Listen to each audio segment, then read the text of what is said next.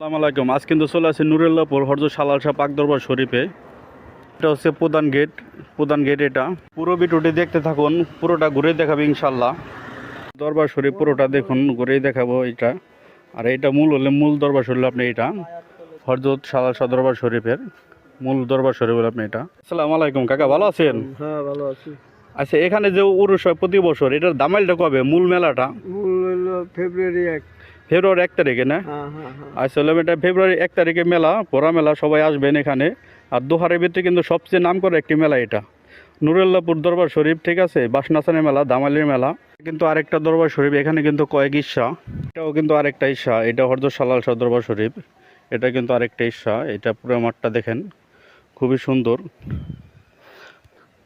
আর এই পাশে যে চকটা দেখছেন, এই পুরো চক জুড়ে কিন্তু মেলা বসে। এই পুরো চক জুড়ে কিন্তু একেবারে বড় মেলা মিলে। দোহারের ভিতরে সবচেয়ে বড় মেলা কিন্তু একটা নুরুল্লাহপুর ফকিরবাড়ির মেলা, দামালির মেলা। আর এই মেলাটা হচ্ছে আগামী ফেব্রুয়ারি 1 তারিখ হলো বড় মেলা দামাইল। মাঘে পূর্ণিমায় কিন্তু দামাইল হয়। সবাই আসবেন, ধন্যবাদ সবাইকে।